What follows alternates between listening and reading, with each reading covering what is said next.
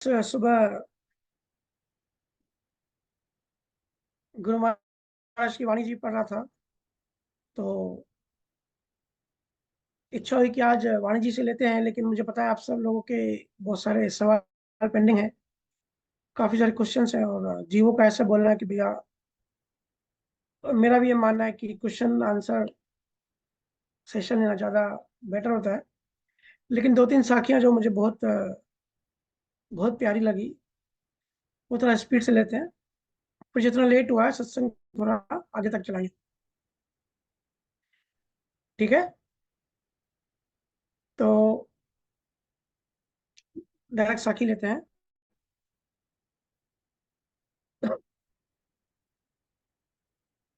गुरु महाराज कहते हैं, आज सत्य बात असत नहीं हुई, पर शब्द कहियो ता दिन सत्य हुई। अब वो शब्द मिथ्या हुई, कहियो जको नहीं जग में कोई।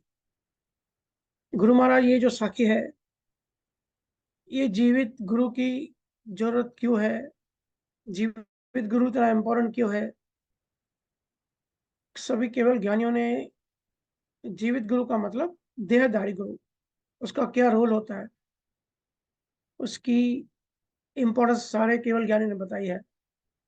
और गुरु महाराज ने भी काफी लंबी चौड़ी, पूरा सा ग्रंथ है इसका, लेकिन दो तीन ही साखियां लेंगे, ज्यादा नहीं लेंगे, जो मेन मेन है। आज सत्य बात असत नहीं हुई, पण शब्द कहियो ता दिन सत्य हुई। गुरु महाराज कह रहे हैं कि जो केवल ज्ञानी हो गए, आज सत्य बात असत नहीं कोई, वो जो बात कह के गए, जो पहले केवल ज्ञानी हो गए, जैसे कबीर साहब हो गए, दादू साहब हो गए, नामदेव हो गए, गुरु नानक हो गए, जितने भी केवल ज्ञानी हो गए, उन्होंने बात गलत नहीं की। पर पर शब्द कहियो ता दिन सत्य हुई। जब उन्होंने शब्द कहे थे, जब उन्होंने वो ज्ञान कहा था, ता दिन सत्य हुई, वो उस समय सत्य थी जब वो जीवित थे। अब वो शब्द मिथ्या हुई। अभी अगर आप उनके शब्द पढ़ने जाएंगे या उनका ज्ञान आप पढ़ने जाएंगे, अब वो शब्द मिथ्या हुई, तो वो अभी आपके लिए मिथ्या है, वो वैसे मिथ्या है नहीं। क्योंकि ज्ञान तो, गुरु का ज्ञान तो अजुगात का यूनिवर्सल ज्ञान होता है। लेकिन वो आज आपके किसी काम का नहीं है, क्योंकि वो गुरु चले गए। अब वो शब्द मिथ्या हुई, कहियो जाको नहीं जग में कोई। जिन्होंने ये बात कही थी, वो अब जग में नहीं है। गुरु महाराज यहाँ ये कहना चाह रहे हैं, अगर पूरे इस ग्रंथ का सार लेंगे, कि जो नाम की हम बात करते हैं, कुदरत कला या सत्व रूपी सत्ता, निअक्षर निशब्द, इसकी जब बात करते हैं, ये जो जागृत होता है जीव के अंदर, जब ये उतरता है, ये सिर्फ और सिर्फ जो लिविंग या देहधारी जो गुरु होता है, जो भी शरीर में है, उसके द्वारा ही होता है। जब केवल ज्ञानी शरीर में है, जिन भी जीवों को वो शब्द उनके अंदर उतारते हैं, तो ऐसे कहा जाता है कि उस गुरु में ये कुदरत कला, ये शब्द नाम जागृत करने की सत्ता है। और जब वो गुरु शरीर छोड़ देते हैं, उस शरीर को छोड़ देते हैं, तब वो सत्ता भी अपने साथ वापस ले जाते हैं। आज सत्य बात असत नहीं हुई, पण शब्द कहियो ता दिन सत्य हुई। वो बात उनकी झूठी नहीं थी, लेकिन वो तब सत्य थी जब वो जिंदा थे, जब वो अपने जीवों को, अपने शिष्यों को, जिनका वो भला करना चाहते थे, जब उनको वो बता रहे थे। अब वो शब्द मिथ्या हुई, अब वो शब्द आपके लिए मिथ्या है। कहियो जको नहीं जग में कोई, क्योंकि वो जो जिन्होंने बात कही, अब वो इस समय जग में नहीं है। ये गुरु महाराज, जब वो गुरु महाराज शरीर में थे, तब अपने जीवों को बता रहे हैं कि अब अगर आप कबीर साहब की पोथी पढ़ोगे, तो वो आपके किसी काम नहीं आएगी। ग्रंथ पढ़ने से नाम जागृत नहीं होगा, नाम जागृत करने के लिए जीवित गुरु चाहिए। और भी बहुत सारे गुरु महाराज ने उदाहरण दिए हैं। जैसे कहा एक जगह कि आपको अगर बहुत गर्मी है, बहुत गर्म जगह है, तो आपको वहां पेड़ चाहिए। पेड़ की शेडो में, पेड़ की छांव में ठहरने के लिए आपको पेड़ चाहिए ना वहां पे। तो गुरु पेड़ होता है। या जैसे पुराने जमाने में हाथी पे राजा महाराजा सवारी करते थे, लड़ाई में, खास करके युद्ध में हाथियों का यूज होता था। तो जो किले के दरवाजे होते थे वो हाथियों के दांत से तोड़े जाते थे। हाथियों के दांत इतने मजबूत होते थे, हाथियों के दांतों से वो हाथी दरवाजा तोड़ते थे। लेकिन समझो हाथी मर गया, तो अब वही दांतों से आप किले का दरवाजा नहीं तोड़ सकते, क्योंकि वो जो जोर है, वो जो ताकत है, वो हाथी के अंदर से आती है। असली ताकत हाथी के दांतों में नहीं, हाथी के अंदर से आती है। और अगर हाथी मर गया, उन्हीं दांतों से आप अगर अभी दरवाजा तोड़ने जाओगे तो दरवाजा नहीं तोड़ पाओगे। यही गुरु महाराज बता रहे हैं कि नियक्षर जो है, जो केवल ज्ञानी होते हैं, जो गुरु होते हैं, वो सत्ता अपने साथ लाते हैं। वो अपनी ताकत से वो जागृत करते हैं, और जब शरीर छोड़ के चले जाते हैं तो सत्ता उनके साथ चली जाती है। लेकिन होता क्या है फिर, गुरुओं के पीछे पंत बन जाते हैं। आप देखो, दहराशाह जी महाराज के पीछे दहराशाह पंत बन गया, कबीर साहब के पीछे कबीर पंत बन गया, गुरु महाराज के पीछे गुरु महाराज पंत बन गया, गुरु नानक जी के पीछे पूरा पंथ बन गया। ये सब जो संप्रदाय या पंथ बन जाते हैं, गुरु महाराज क्या कहे, पंथ में वो बात नहीं होती।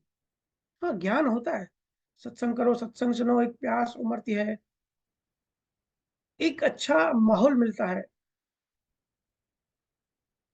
लेकिन सत्य रूपी नियक्षर जागृत करने की सत्ता वहां नहीं होती, क्योंकि वो ज्ञानी अपने साथ ले जाता है।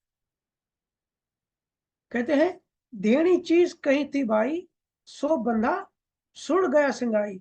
कहो वो चीज कहां से लावे, शब्द रतिवा के संग जावे। कहते हैं, जो वो चीज अपने साथ लाए थे, वो भी संसार में नहीं है, वो अपने घर चले गए। और जो वो चीज अपने साथ लाए थे, वो अभी उस पंथ में वो चीज कहाँ से आएगी। वो चीज मतलब वो सत्ता, वो पावर। देखिए, जो भी चीज बदलती है ना, परिवर्तन होती है। जैसे प्राइम मिनिस्टर की सीट है, तो प्राइम मिनिस्टर बदलता रहता है, लेकिन प्राइम मिनिस्टर की सीट जो है ना, वो नहीं बदलती। तो जो बदलती है उसको अवस्था कहते हैं, और जो नहीं बदलता उसको कहते हैं सत्ता। तो बार बार नियक्षर को सारे संतों ने सत्ता कहा है, क्योंकि वो नहीं बदलती। लेकिन वो जो देहधारी आता है, वो अपने साथ लाता है, जागृत करता है, फिर वो चला जाता है। फिर उन्होंने जो ज्ञान दिया, वो जो ग्रंथ है, उस ग्रंथों से या उसके जो फॉलोअर होते हैं, जो पंथ बनता है, पंथों से वो शब्द जागृत नहीं होता। कहो वो चीज कहाँ से लावे, वो चीज कहाँ से लाओगे, शब्द रतिवा के संग जावे। वो शब्द तो उनके साथ ही चला गया। बहुत ही बढ़िया बढ़िया गुरु महाराज ने उदाहरण दिए हैं, ये बात साइंटिफिकली प्रूव करने के लिए। और देखिए, गुरु महाराज ने भी, हालांकि गुरु महाराज पहले से ज्ञानी थे, केवल ज्ञानी आते हैं, शरीर का सहारा लेते हैं, क्योंकि उनको भी इंद्रियां चाहिए, भाषा में हमारे इको लाने के लिए उनको भी शरीर चाहिए, हमारी ऐसी भाषा उनको बोलनी पड़ेगी। तो उन्होंने भी गुरु किया, बीरमदास जी महाराज की उन्होंने बहुत महिमा करी, जो उनके उस समय देहधारी गुरु थे। लेकिन अगर आप ज्ञान देखेंगे ना, बीरमदास जी महाराज से बहुत उन्होंने, बहुत खुल के ज्ञान दिया। या कबीर साहब के जो गुरु थे रामानंद स्वामी, रामानंद स्वामी ने जो जितना ज्ञान दिया, उससे 1000 गुना ज्यादा कबीर साहब ने दिया। लेकिन ये फिर भी देहधारी से उन्होंने शब्द जागृत कराया, क्योंकि ये परंपरा उनको जारी रखनी थी। क्योंकि जिसको भी जब भी मोक्ष मिला है, गुरु शिष्य परंपरा से मिलता है। ताकि गुरु शिष्य परंपरा चलती रहे, इसके लिए केवल ज्ञानी भी आते हैं, गुरु करते हैं, और गुरु से शब्द लेते हैं। लेकिन ज्ञान उनको पहले से ही उनसे ज्यादा ही होता है, क्योंकि जन्म जन्मों की यात्रा होती है। आगे कहते हैं, यु वचन सवाल जन सबका सारा, से देह थका सत सब प्यारा। अब वह चीज न पावे कोई, शोभा सुन खुशी रहे सोई। अगर सार लेंगे, गुरु महाराज कहते हैं, संतों का जो पराक्रम है, जब तक वो रहते हैं शरीर में, जो उन्होंने ज्ञान कहा, जो उनकी औरा, जो गुरु की औरा होती है, जो ज्ञान होता है, जो जिंदा ज्ञान होता है, जो गुरु की चेतना होती है, वो सब गुरु के साथ वापस चली जाती है। तो वैसी औरा, वैसा ज्ञान, वैसा माहौल, वैसी महिमा, वो सब नहीं होती। सिर्फ थोड़ा ज्ञान बचता है। तो वो थोड़ा बहुत तो सपोर्ट करता है, थोड़ा बहुत तो काम आता है। अब क्या करेंगे, अगर केवल ज्ञान ही नहीं है, तो केवल जो पहले हो गए उनके ज्ञान से काम चलाना पड़ेगा। लेकिन उससे मोक्ष की राह नहीं खुलती, मोक्ष की राह खुलती है सत्ता से। ठीक है। देखिए कबीर साहब हो गए 1398 में, जब उन्होंने जन्म लिया था। गुरु नानक जी हो गए 1469 में, दादू जी 1544, गुरु महाराज 1726। मतलब अगर देखेंगे ना, 300-400 साल पहले बहुत सारे केवल ज्ञानी हो गए जिनका हमारे पास रिकॉर्ड है, प्रॉपर हिस्ट्री में रिकॉर्डेड है। बहुत सारे हो गए लेकिन हमारे पास उसका रिकॉर्ड नहीं है। संत दास हो गए 1681, दरिया शाह जी महाराज हो गए 1733, प्रेमदास जी हो गए 1719, कृष्णदास जी महाराज हो गए, रामदास जी हो गए 1723। तो लास्ट 500-700 सालों में देखेंगे ना, इनका रिकॉर्ड है। लेकिन इन्होंने जितना भी ज्ञान दिया, जब वो थे तब वो सत्ता वहां पे थी, तो वो चीज वहां पे काम कर रही थी। लेकिन शरीर छोड़ गए। कुछ कुछ केवल ज्ञानी समकालीन होते हैं, कुछ कुछ बाद में आते हैं। तो समकालीन होते हैं तो सत्ता अभी भी चालू है, लेकिन समकालीन नहीं है। एक गुरु चलेगा, दूसरा दोनों के बीच में गैप हो गया, तो फिर वहां सत्ता नहीं होती। अब ये गैप क्यों होता है, इसकी बड़ी अलग एल्गोरिथम है, कभी और कहीं कभी इसकी चर्चा करेंगे। कहने का मतलब, क्योंकि कल मेरे से किसी ने विषय निकाला कि देहधारी गुरु की जरूरत क्यों है। तो देखो भाई, आजकल यूट्यूब के जमाने में हर किसी को लगता है गुरु की जरूरत नहीं है, लेकिन गुरु बिना गत नहीं है। हमको देहाध्यास खत्म करना है। देहाध्यास खत्म करने के लिए देह वाले गुरु का सहारा लेना ही पड़ेगा। लेकिन गुरु को सिर्फ देह मत मानो, मैं बार बार कहता हूँ। तुम आसमान में पंछियों से कम्युनिकेशन नहीं कर सकते, अलौकिक दुनिया से बात नहीं कर सकते। तो ऐसा ऐसा गुरु चाहिए, ऐसा आदमी चाहिए जो हमारी तरह हो, हमारी तरह हमारी लेवल पे हमको लगे, हमारी तरह बात कर रहा हो, करता हो, हमको हमारी भाषा में जो चीज हमको समझा सके। तो इसलिए देह धारण करना जरूरी होता है, लेकिन गुरु को सिर्फ देह मत मानो। गुरु परम चेतना होता है। ये देहदास कैसे खत्म हो, ये गुरु शरीर वाले देह वाले गुरु से ही ज्ञान लेना पड़ता है। बट जो सत्ता से जो ज्ञान आता है, वो जो देहधारी गुरु से ज्ञान आता है, वो देह से ज्ञान नहीं आता। वो ज्ञान उनकी चेतना से आता है, वो ज्ञान उनकी सत्ता से आता है। गुरु चेतना है, गुरु देह नहीं है। विठलराव के समाज में गुरु महाराज ने बताया कि किसी भी विद्या की जरूरत नहीं है, सिर्फ सच्चे सतगुरु की शरण। सतगुरु सच्चे सतगुरु की शरण में जाओ, तब आपको तत्व मिलेगा, परम तत्व। तो जो मेहर की गुरु महाराज ने हर जगह बात की है, ये मेहर भी गुरु की चेतना से मिलती है। क्योंकि शरीर तो जड़ है, सबका ही जड़ होता है। जड़ चीज चेतना नहीं दे सकता। चेतना ज्योत जलाने के लिए ज्योत चाहिए होती है ना, बुझे हुए दिए से ज्योति नहीं जग सकती। ऐसी ही चेतना बढ़ाने के लिए गुरु की चेतना चाहिए होती है। तो ये जो मेहर है, ये शरीर मन, ये वाणी, इससे नहीं, सतगुरु की चेतना से मेहर होती है। तो सब कुछ सतगुरु है। सतगुरु दुनिया का आठवां अजूबा मैं क्यों कहता हूँ।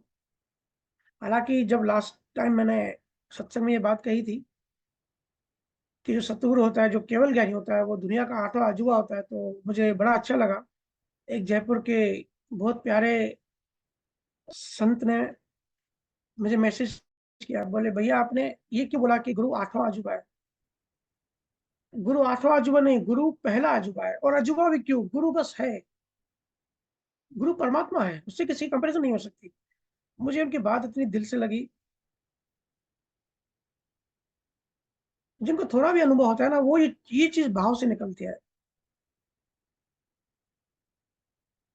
सतगुरु इंजीनियर्स होते हैं। वे स्टोरी हम, गुरु को पता होता है कि किस जीव की चेतना कहाँ वे स्टोरी है, तो वो पकड़ के वापस अपने सोर्स में उसको डलवा देते हैं। किताबों से, ग्रंथों से एक सिर्फ सपोर्ट मिलता है। अब शुगर मीठी है, शक्कर मीठी है, वो किताब में हमने पढ़ लिया कि शुगर मीठी होती है, लेकिन शुगर मीठी होती है ये पढ़ने से हमको अनुभव कैसे हो जाएगा? ये अनुभव करने के लिए हमको शक्कर खानी पड़ेगी। तो सत्ता से वो अनुभव आता है, स्वरूप का, आत्मा का, परमात्मा का। पढ़ने से तो सिर्फ पता पड़ता है कि जो अनुभव है, जो गुरु ने अनुभव कह दिया, वो मीठा, उसको मीठा बोलते हैं, लेकिन एग्जैक्टली मीठा क्या होता है वो कैसे पता पड़ेगा? अब कबीर साहब, आपको पता होगा फिलोसॉफी जो एक सब्जेक्ट होता है, फिलोसॉफी में कबीर साहब की साखियों पे लोग पीएचडी करते हैं, बताओ। और कबीर साहब खुद अनपढ़ थे, और साखियों पे लोग पीएचडी करके समझते हैं कि भाई हम एनलाइटेड हो गए।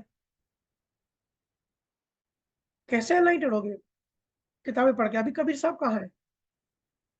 जब कबीर साहब थे, उनके साथ जिन्होंने समय बिताया वो एनलाइटेड हो गए, वो बात अलग है। बाकी उनकी बुक्स को पीएचडी भी कर लोगे तो कुछ नहीं होने वाला, सिर्फ इंफॉर्मेशन ही भरने वाली है। गीता में कृष्ण के जो गुरु थे, कपिल मुनि, कृष्ण ने अपने गुरु का ज्ञान अर्जुन को दिया, तो उसमें अर्जुन का तो भला हो गया, अर्जुन तो पहुंच गया जहां पहुंचना था। अब रोज यहाँ गीता के पाठ चलते हैं। कौन पहुंचा गीता सुन के? 5000 साल से सब गीता रट रहे हैं। गीता में कितने योग कहे गए? कर्म योग, ज्ञान योग, भक्ति योग, राजयोग, संन्यास योग, सांख्य योग, ध्यान योग, आत्म संयम योग, विज्ञान योग, विद्युत योग, रूप दर्शन योग, क्षेत्र क्षेत्रज्ञ योग, पुरुषोत्तम योग, त्रिगुण विभाग योग, देवासु संपत्ति योग, श्रद्धा प्राण योग, कितने योग कहे गए, मोक्ष योग। और हर जो एक योग उठाता है उस योग में वो आगे चलने शुरू कर देता है कि कृष्ण ने योग बताया। लेकिन कितने एनलाइटेड हुए, कितनों को ज्ञान अनुभव हुआ?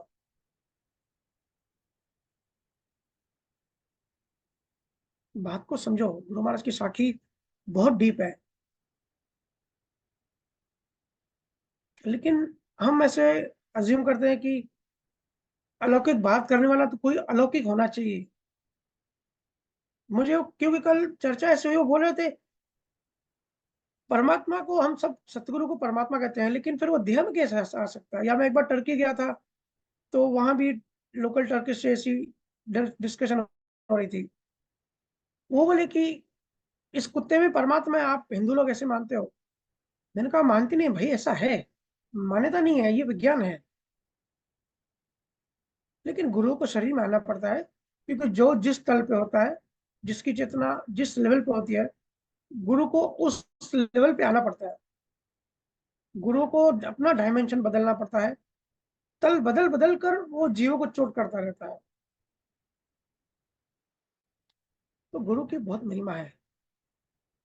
लेकिन मैं फिर कहूंगा, क्योंकि हम कलयुग में है, यही अगर त्रेता युग में बात होती, सतयुग में होती, द्वापर में होती, तो मैं नहीं कहता ये बात, लेकिन कलयुग में ये बात बोलनी पड़ती है कि अच्छी दवा पुरानी बीमारी तो खत्म करता ही है, लेकिन नई बीमारी पैदा नहीं करता। लेकिन अगर कोई नकली दवा है, घटिया दवा है, तो हो सकता है प्रेजेंट बीमारी मिटा दे, लेकिन नई बीमारी पैदा कर देता है, साइड इफेक्ट कर देता है। होता है ना ऐसे। और ये सब चीजें फिलोसॉफिकल चीजें हैं, किसी चीज का कोई प्रमाण या प्रूफ तो दे नहीं सकते, है ना। संसार में तो कई सारी चीजों को प्रूफ कर सकते हैं, लेकिन अध्यात्म में बहुत सारी चीजें फिलोसॉफिकल होती है, जब तक कि उस लेवल का अनुभव ना हो तो सबूत नहीं होता किसी चीज का।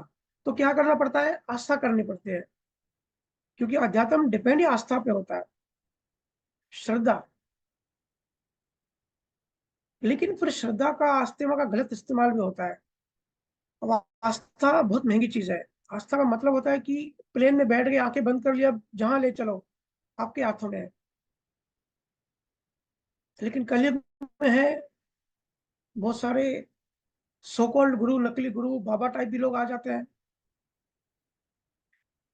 फिर इस आस्था का गलत इस्तेमाल भी होता है। वो गलत फायदा भी उठाता है। इसलिए ये भी कहना पड़ता है, अध्यात्म में देखिए दोनों बातें जरूरी है।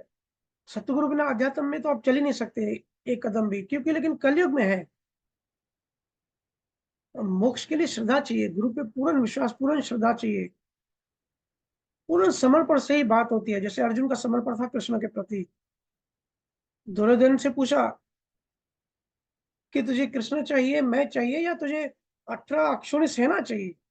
और अर्जुन से पूछा तुझे कृष्ण चाहिए कि सेना चाहिए? तो कृष्ण ने बोला, अर्जुन ने बोला मुझे कृष्ण चाहिए, मेरा पूरा सरेंडर उसके प्रति है, मैं सेना क्या करूंगा।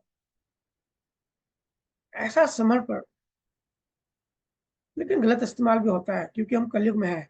इसलिए मैं बार बार कहता हूँ, आंखें खोल के अलर्ट रह के, हम 150 रुपए का मटका भी लेने जाते हैं तो अच्छे से चेक करते हैं। अगर आप गुरु करते हो तो, हालांकि ये बात गलत है, ऐसा बोलना नहीं चाहिए, लेकिन कलयुग में है इसके लिए बोलना पड़ता है कि आंख बंद करके ब्लाइंड फॉलो किसी भी गुरु को मत करिए। ऐसा ना हो कि एक पिंजरे से निकल के दूसरे पिंजरे में चले जाओ एक जगह से, क्योंकि हम मुक्त के होने के लिए आए हैं। बहुत बार ऐसा होता है, हम मुक्ति के लिए किसी आध्यात्म में किसी गुरु से जुड़ते हैं, फिर वहां बन जाते हैं।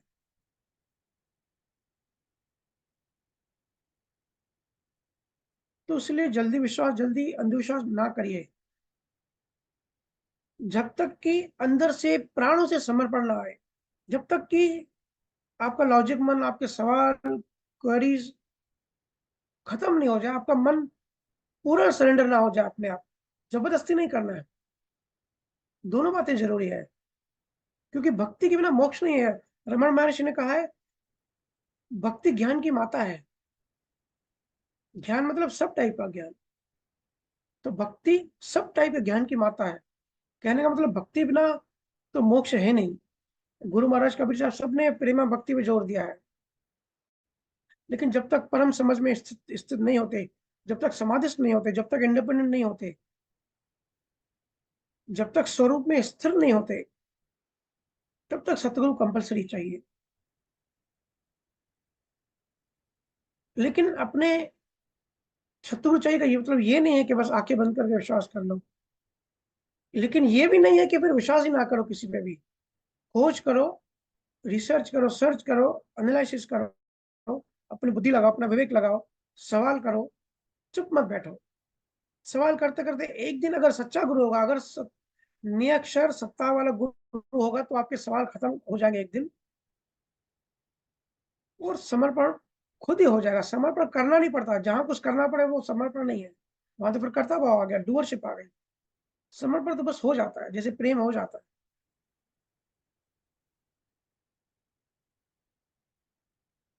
मेरे से पूछ रहे थे कि शरीर वाले देहधारी गुरु की जरूरत क्या है।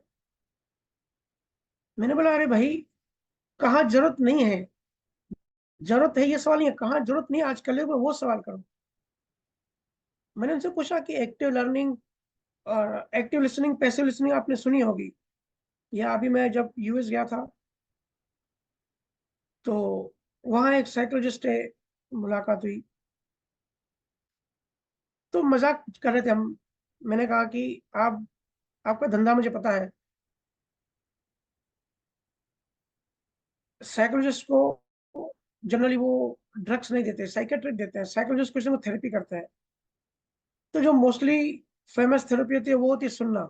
उनके पास मरीज आते हैं, मरीज अपनी प्रॉब्लम बताते हैं, तो साइकोलॉजिस्ट क्या करता है, पैसिवली सुनता है, कुछ नहीं करता, सिर्फ सुनता है। उसको पता है ये बोल देगा तो उसकी बीमारी ठीक हो जाएगी। तो हम कॉमेडी कर रहे थे, मस्ती कर रहे थे। मैंने कहा कि आपका बिजनेस तो बहुत आसान है, कि भाई आपको तो काउंसलिंग करने की भी जरूरत नहीं पड़ती होगी, बस सुन लो, और उनकी बीमारी, बोलने वाले की बीमारी खत्म होती है। क्योंकि बीमारी का मतलब ये होता है कोई सुनने वाला नहीं है। हम क्यों तड़पते हैं कि हमको कोई आदमी चाहिए, किसी का सहारा चाहिए? क्योंकि हमारा दुख दर्द, हमारी बातें कोई सुनने वाला चाहिए। तो जिस घर में, जिस फैमिली में किसी को दोस्त नहीं होता, कोई सुनने वाला नहीं होता, तो वो फिर बाहर प्यार ढूंढता है। प्यार ढूंढता है मतलब ऐसा कोई ढूंढता है जो उसकी बातें सुने। तो इसको काउंसलिंग कहते हैं।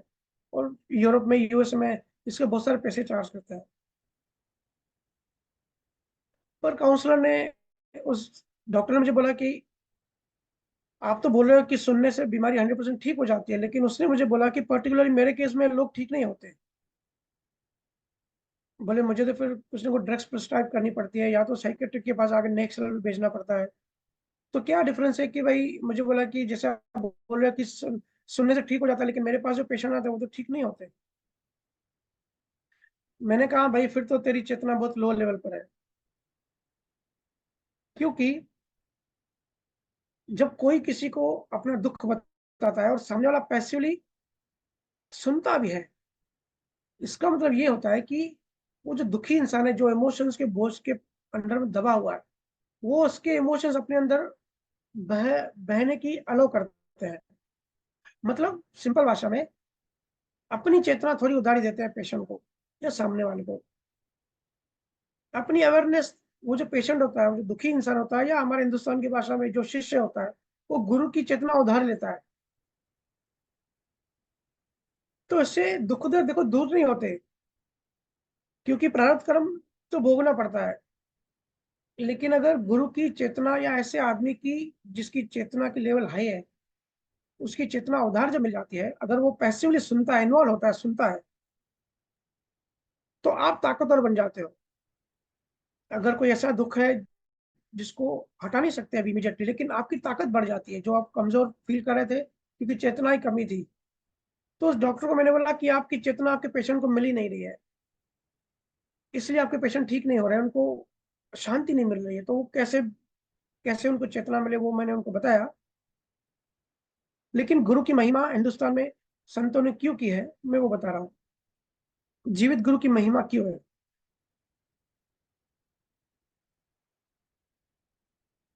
तो जीवित गुरु है, केवल ज्ञानी है, तो उसका अवसर का फायदा उठाओ। जैसे साल में एक बार दिवाली आती है, हम सब दिवाली मनाते हैं। ऐसे ऐसे बहुत जन्मों बाद ऐसा कोई जन्म आता है जिसमें ऐसा योग मिलता है कि कोई केवल ज्ञानी शरीर में होता है और हम भी शरीर में होते हैं, तो वो जन्म आपका दिवाली है समझो, उसको सेलिब्रेट करो। अगर उस अवसर को ऐसे ही गंवा दिया, तो आपसे बड़ा कोई अभागा नहीं है। क्योंकि सत्य पे डायरेक्ट ध्यान नहीं साध सकते भाई। जानने वालों ने इसके लिए गुरु की परिकल्पना करी, गुरु की खोज करी। सतगुरु मतलब परमात्मा ही। बिना गुरु कई तरह के भ्रम खड़े हो जाते हैं, बंधन खड़े हो जाते हैं। या मेरे से जो कल ज्ञान चर्चा हो रही थी, वो बोले क्यों ना यूट्यूब से ज्ञान लिया जाए। तो मैंने कहा भाई आप आए हो बंधन से मुक्त होने, किताबी ज्ञान से या बिना गुरु के कोई भी ज्ञान से बंधन बढ़ जाते हैं, भ्रम बढ़ जाते हैं। जैसे मैंने उनको बताया कि लोग गायत्री मंत्र जाप करते हैं, या गायत्री देवी बना ली, गायत्री देवी के मंदिर बना लिए। तो गायत्री कोई देवी नहीं है, एक षंड है। षंड मतलब वेदों में एक मंत्र है, उसका मतलब इच्छा और वासना। षंड का, गायत्री षंड का सिंपल सा मतलब होता है वासना। क्योंकि ये पूरी हमारी प्रकृति, हमारा जीवन शुरुआती जड़ चेतन की शुरुआती वासना से हुई, इच्छा से हुई, सुख भोगने की इच्छा। तो षंड से गायत्री मंत्र बनाओ। तो बिना गुरु के फिर जो पीढ़ी दर पीढ़ी वेदों की बात चलती आई, फिर वो मंत्र की जो सही अर्थ है वो नहीं निकाल के गायत्री को देवी बना दिया, फिर उसके मंदिर बन गए। तो उसमें क्या हुआ, स्वरूप का ज्ञान कहीं साइड हो गया, कहीं निकल गया, आत्मा का ज्ञान निकल गया। और गायत्री देवी की एक कल्पना हो गई कि ये कोई देवी है। तो ऐसे कई तरह के भ्रम संशय खड़े हो जाते हैं। क्योंकि किसी ने तो बिना गुरु के वेद पढ़ा होगा, वेद उपनिषद, उपनिषद का मतलब ही होता है कि नीचे बैठना, मतलब किसी के नीचे बैठना। तो नीचे बैठने का मतलब ये नहीं कि भाई कोई कुर्सी के ऊपर बैठा है, हम कुर्सी के नीचे बैठे हैं। नीचे बैठने का मतलब जिसकी चेतना ऊपर हो, हमारी चेतना नीचे है, तो ऊपरी चेतना वाले के हम नीचे बैठे हैं।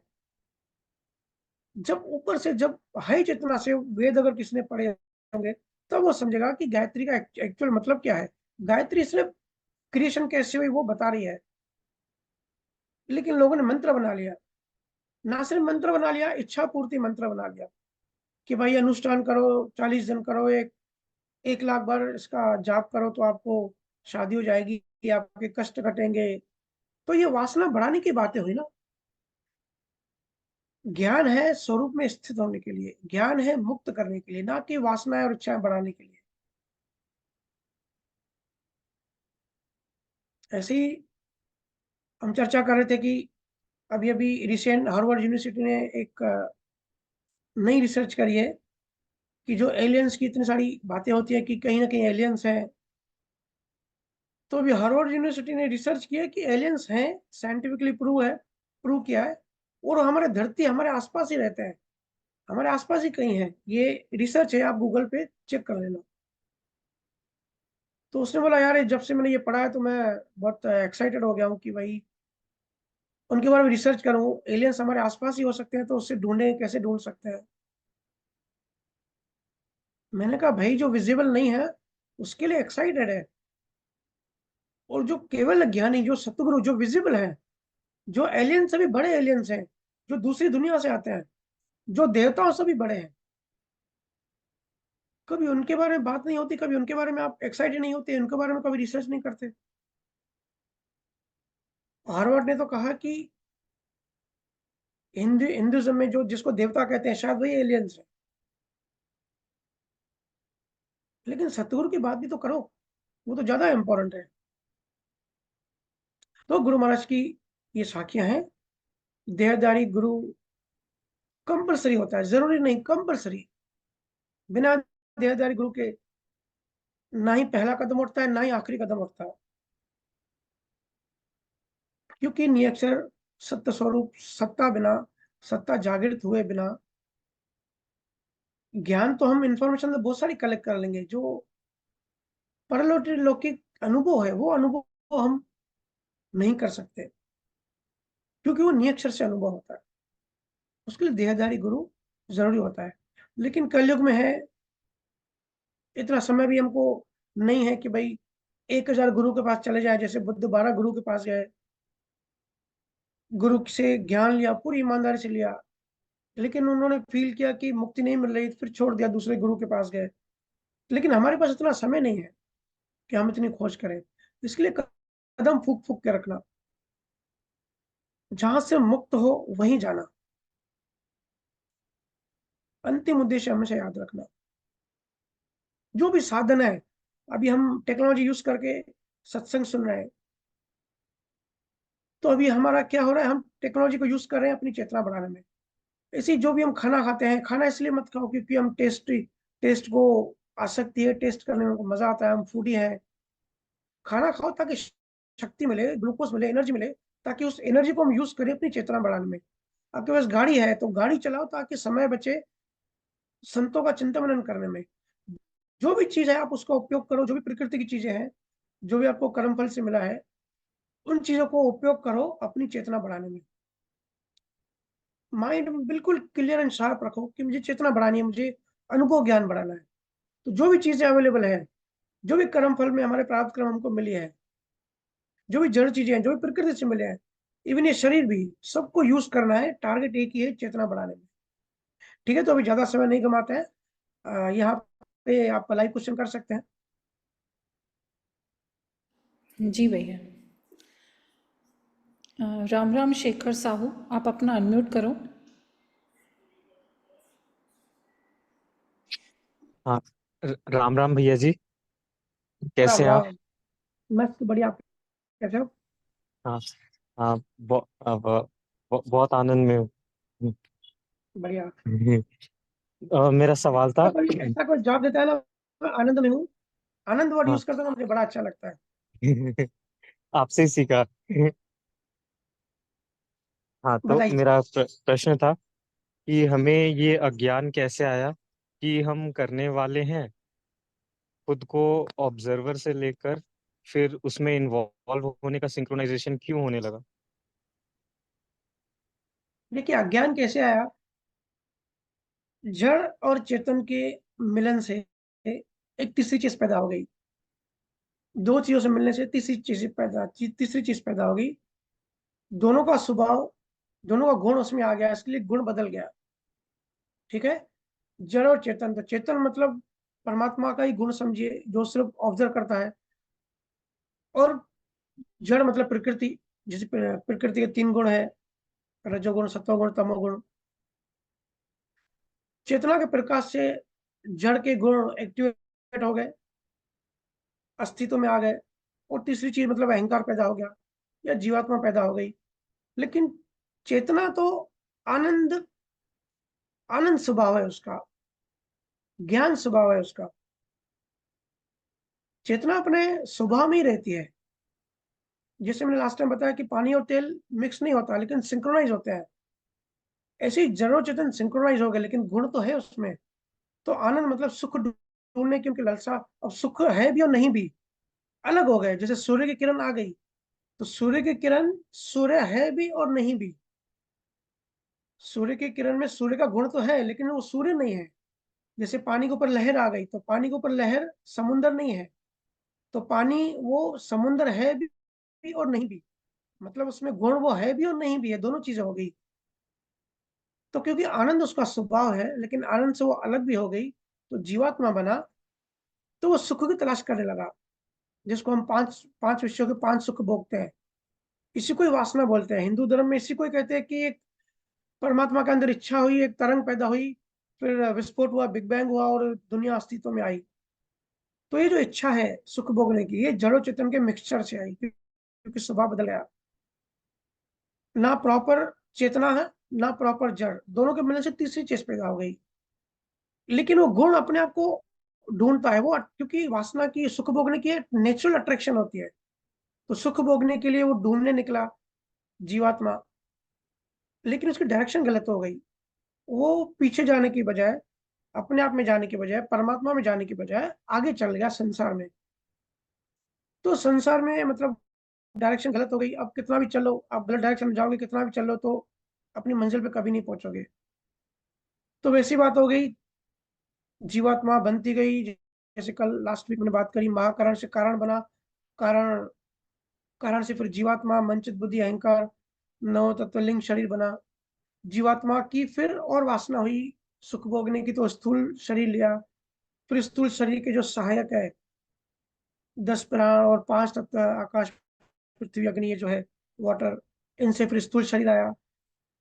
बट इनकी जड़ में जाओगे ना, तो आनंद ढूंढ रहा है, सुख ढूंढने की वासना है कि सुख ढूंढ रहे हैं। हम सब सुख ही ढूंढ रहे हैं, लेकिन डायरेक्शन, क्योंकि डायरेक्शन गलत हो गई और नई नई चीजें पैदा होती गई, इसीलिए अज्ञान पैदा हो गया। ज्ञान कहिए, अज्ञान कहिए। अगर हम परमात्मा के डायरेक्शन में नहीं है तो वो अज्ञान है, अगर हम परमात्मा के डायरेक्शन में बढ़ रहे हैं तो वो ज्ञान है। लेकिन हम संसार के डायरेक्शन में, सूरत आगे बढ़ती गई, तो धीरे धीरे इवोल्यूशन हुआ, इवोल्यूशन होते होते चीजें बदलती गई। लाखों करोड़ों अरबों साल हो गए, पता नहीं कितनी सृष्टियां बन गई, कितने कल्प बन गए, वो चीजें बनती गई, बनती गई, बनती गई। ये बहुत बड़ा है, बहुत बड़ा सब्जेक्ट है। लेकिन मोटा मोटी शॉर्ट में ऐसे समझो कि डायरेक्शन गलत हो गई, हम सुख अंदर ढूंढने के बजाय बाहर ढूंढने लगे, तो इससे अज्ञान खड़ा हो गया। इवोल्यूशन होते होते मन चित्त बुद्धि अहंकार बना, चित्त बना। ये जो 10 प्राण और ये रॉ मटेरियल जो है, अग्नि, वायु, आकाश, इन 5 तत्वों से मिलके, इनके कॉम्बिनेशन, अलग अलग कॉम्बिनेशन से अलग अलग तत्व बने, 18 एलिमेंट्स बने। और तत्वों से चीजें बनती गई, बनती गई, चित्त बना। चित्त में फिर इंसान, जो चेतना है, जो भी इंद्रियां बनी, इंद्रियों से फिर जो भी इंफॉर्मेशन कलेक्ट हुई, फिर सेव करने की क्षमता आई। फिर धीरे धीरे इवोल्यूशन हुआ, बंदर से इंसान बना, एनर्जी, जब स्पाइन सीधी हो गई तो चित्त में सेव करने की भी शक्ति आ गई। तो जब सेव होती गई, तब चीजें सेव होने की वजह से इंटेलिजेंस, एक बुद्धि, बुद्धि आ गई। और फिर ऐसे करते करते अज्ञान बढ़ता गया। तो ऐसे अज्ञान, क्योंकि गलत डायरेक्शन में यात्रा होनी चालू हो गई, इसलिए अज्ञान खड़ा हो गया। तो इससे, इसके लिए क्या करें, हमको वापस अज्ञान से ज्ञान में जाना है। जिस डायरेक्शन में हम नीचे गिरे हैं, उसी डायरेक्शन में हमको ऊपर जाना है। ये जो गंगोत्री जो ऊपर से बहती है, जब हिमालय से निकली थी, गंगा बड़ी शुद्ध थी, लेकिन नीचे गिरती गई, जितना नीचे आई उसमें मट्टी मिलती गई, लेयर्स बनते गए, नीचे आते आते बहुत मैली हो गई। ये हमारी चेतना की बात है। ये जो शंकर के हम फोटो देखते हैं ना, ऊपर से यहाँ दशम द्वार से जो गंगा निकलती है, ये सिंबॉलिक है।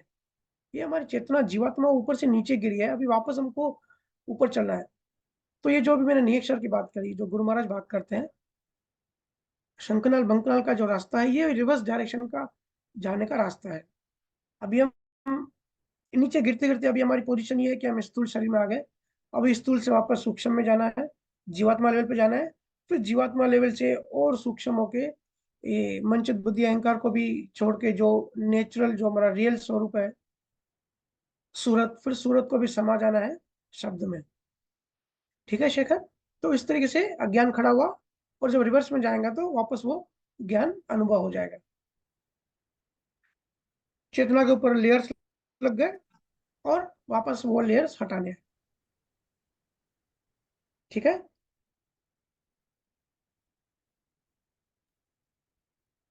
हाँ, एक और क्वेश्चन है। जी। जैसे कुछ टाइप के कुछ टाइप के म्यूजिक हर किसी को एक जैसा सुकून देते हैं, और दूसरे टाइप के म्यूजिक सुन के डर भी लगता है। ऐसे अलग म्यूजिक से अलग भाव बनते हैं जो सभी अनुभव करते हैं। ये चीज हमें पहले से बताई तो नहीं गई कि कौन से म्यूजिक से कैसा लगता है, पर वो उसका नेचर ही है। ये कैसे? देखिए, म्यूजिक या साउंड या सिंपल भाषा में गाने, किसी को कुछ गाने अच्छे लगते हैं, किसी को कुछ गाने अच्छे लगते हैं। ठीक है? तो आपने कहा कि कभी कभी डर लगता है और कभी अच्छा लगता है, और हमको किसी ने बताया नहीं है। बिल्कुल बताया है। एक नियम जान लो, लाइक्स अट्रैक्ट्स लाइक। ऐसा रैंडमली हमको कोई चीज अच्छी नहीं लगती। हमने कोई रास्ते से हम जा रहे हो, हमने कोई गाना सुना, बड़ा हमारे दिल को टच कर जाता है, बड़ा अच्छा लगता है। तो इसका मतलब ये नहीं है कि आपने आज वो गाना सुना तो आपको अच्छा लगा। वो जो गाने की जो साउंड वेव, वेव समझते हैं ना, तरंगे, वो जो गाने की जो तरंगे जब बनाई गई, उस टाइप की तरंगे ऑलरेडी आपके चित्त में है। ऐसी कोई भी चीज दुनिया में हमको अच्छी नहीं लगती जो पहले से हमारे अंदर मौजूद ना हो। हो सकता है एक जन्म में, हो सकता है पिछले जन्म में। बहुत सारी चीजें देखते हो, जब बच्चे पैदा होते हैं, 1-2 महीने का होते हैं, उनके सामने खास तरह की म्यूजिक चला तो वो स्माइल देते हैं। बच्चे उसी चीज की स्माइल देते हैं जो वो पहले से उनकी चित्त में वो तरंगे हैं। अब मैं बोलूंगा कि अगर कि भाई वो गाना पहले से अगर किसी के अंदर होगा, वही अच्छा लगेगा, तो आप बोलोगे फिर वो गाना पिछले जन्म में तो नहीं था। लेकिन थोड़ा डीप जाते हैं। गाना कैसे बनता है? म्यूजिक से, तरंगों से। और हर चीज तरंग है, हर चीज वेव्स है, हर चीज स्ट्रिंग है। ये जो क्वांटम फिजिक्स में स्ट्रिंग थ्योरी बताइए ना, मैं कहता हूँ ना, गुरु महाराज ने, कबीर साहब ने पहले ही ढूंढ लिया है। हमारे चित्त में तरंगे चलती है। तो अगर उससे जिस तरह की डेटा होती है, जिस तरह की तरंगे हमारे चित्त में ऑलरेडी होती है पिछले जन्मों से, उसी तरह की तरंगों की अगर कोई हमने गाना सुना, अगर सिमिलर होगी, तो वो हमको अच्छा लगेगा गाना। या अगर ऐसी कोई तरंगे पिछले जन्मों में हमको डरावनी लगती होगी, कभी कभी क्या होता है ना, कॉम्बिनेशन हो जाता है। जैसे अगर हम कोई बुरी चीज देख रहे हैं, अगर हम देख रहे हैं कि किसी का एक्सीडेंट हुआ, और सेम टाइम कोई म्यूजिक चल रही है, तो सबकॉन्शियस माइंड क्या करता है ना, वो चीजों को कनेक्ट कर लेता है। ठीक है? तो नेक्स्ट जन्म में नहीं, अगर समझो कुछ सालों बाद अगर वैसी म्यूजिक चलेगी, तो आपको माइंड क्या करता है, मेमोरी को एक्टिवेट कर देगा कि ये गाना मतलब वो एक्सीडेंट वाली बात। तो आपको डर लगने लगेगा कि ये गाना मतलब एक्सीडेंट, क्योंकि दोनों कंबाइन हो गए। ये तो बात हो गई उसी जन्म की। लेकिन आपको पता नहीं, अब जन्मों जन्म में डेटा कैरी करते हो, जब तक कि गुरु नाम ले। तो नेक्स्ट जन्म में भी अगर वैसी वैसी गाना, वैसी तरंग आप सुनोगे, क्योंकि अभी बहुत बहुत जन्म हो गए, आपको याद तो नहीं होगा, क्योंकि बहुत डीप चली गई वो मेमोरी, कि ये तरंग से कनेक्शन है एक्सीडेंट का। लेकिन वैसा गाना, वैसा सॉन्ग, वैसी म्यूजिक, वैसा साउंड सुनोगे, तो आपका माइंड एक्टिवेट कर देगा उस डर को, कि कुछ तो गलत है इस तरंग में। पिछले जन्म में ये तरंग सुनते हुए एक्सीडेंट की बात जुड़ी हुई थी। तो जैसे ही वो चीज एक्टिवेट हो गई, वैसे ही एक्सीडेंट की बात भी एक्टिवेट हो जाएगी। वो सुनने से आपको डर लगता है। जैसे कि आपने पूछा कि डर क्यों लगता है, ये पूरा मन का नियम है, मन का विज्ञान है, मन की साइंस है। वही चीज हमको अच्छी लगती है जो पहले से हमारे चित्त में हो। बहुत सारे लोग कहते हैं भैया, पहली नजर का प्यार, अरे बकवास है, कोई पहली नजर का प्यार व्यार नहीं होता। पिछले कई जन्मों में आप एक दूसरे को बर्दाश्त करते हुए आए हो। पिछले जन्मों में जिससे दोस्ती है, इस जन्म में मिलेगा तो नेचुरली हमको अच्छा लगेगा। जिससे हमारी अच्छी तरंगों की लेन देन थी, अच्छा कार्मिक रिलेशन था। पिछले जन्मों में अगर अच्छा नहीं था, दुश्मन था, तो इस जन्म में नेचुरली आपको आदमी अच्छा नहीं लगेगा। क्योंकि हमको 5 जन्मों की साइंस पता नहीं है, तो ये सब बातें आ जाती है। पहली नजर का प्रेम, वो बंदा पहली मुलाकात में मुझे अच्छा लगने लगा। अरे भाई, पहली मुलाकात नहीं हुई है। आपका माइंड एक्सेप्ट नहीं करता पहली मुलाकात में कुछ भी। या बहुत सारे, जैसे मैं खुद एक नेचुरल लवर हूँ। बारिश, पहाड़, पेड़ पौधे, जंगल मुझे बहुत ज्यादा पसंद है। बहुत सारे लोग होते हैं, बहुतों को पसंद होते हैं। तो ये भी पास्ट लाइफ में जो एक गुण होता है। जैसे मैंने तो जो भी साधना की है वो जंगलों में पेड़ों के नीचे बैठ के की है, तो मुझे इसलिए एक लगाव है नेचर से।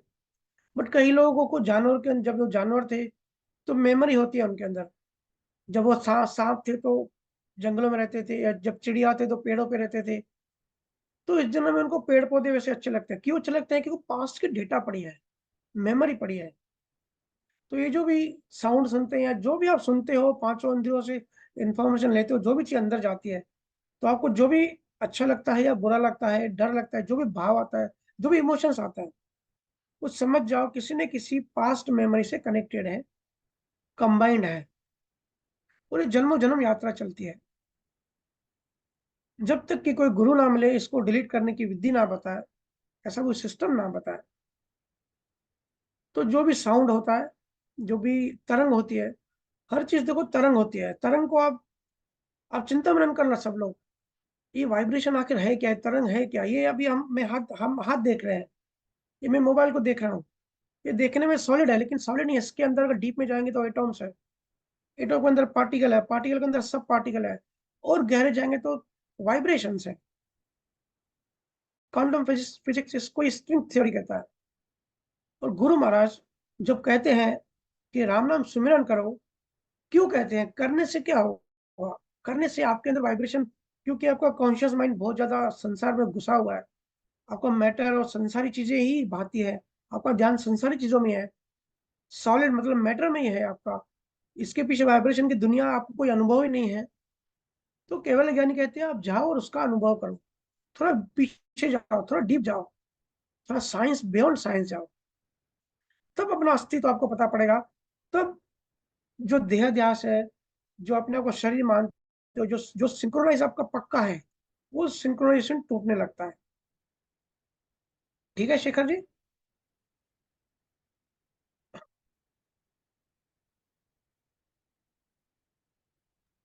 Next question. हाँ। जी। राम राम कृतिका, आप अपना अनम्यूट करो।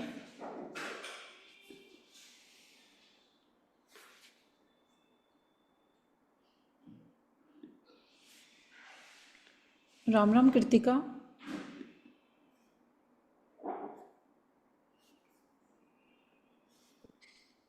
राम राम मामा।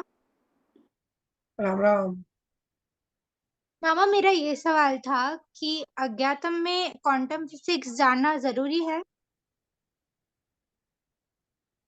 जानना जरूरी नहीं होता, लेकिन जाना जाता है।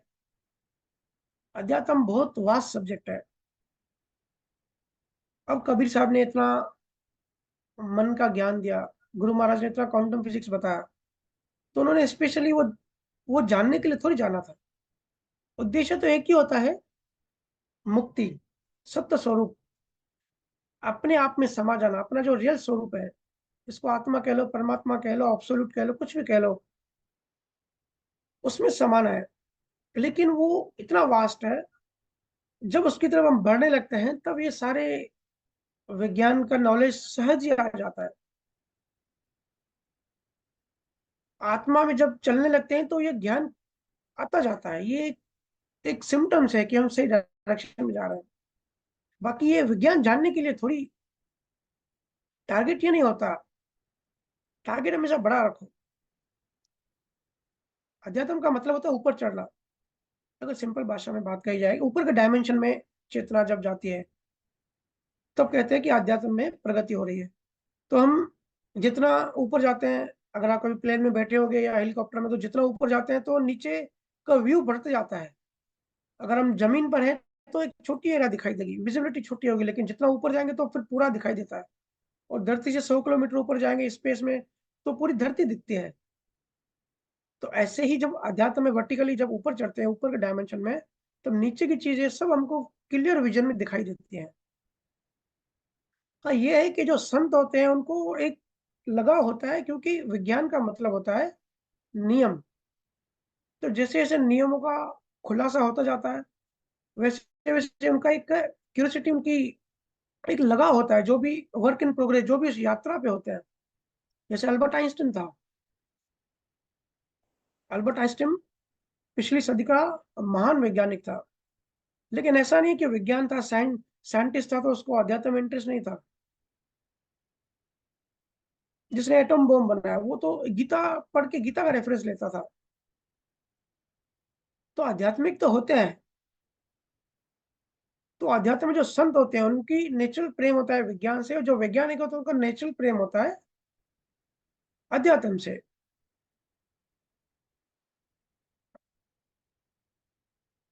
ब्रह्मांड में एटॉम्स, जो एटॉम्स होते हैं, और एटॉम्स के नियम, शुरू शुरू में जब अल्बर्ट आइंस्टीन जब रिसर्च कर रहे थे तो एटॉम्स के नियम बहुत मिसमैच होने लगे थे। जिंदगी भर उसने यूनिफाइड थ्योरी पे काम किया।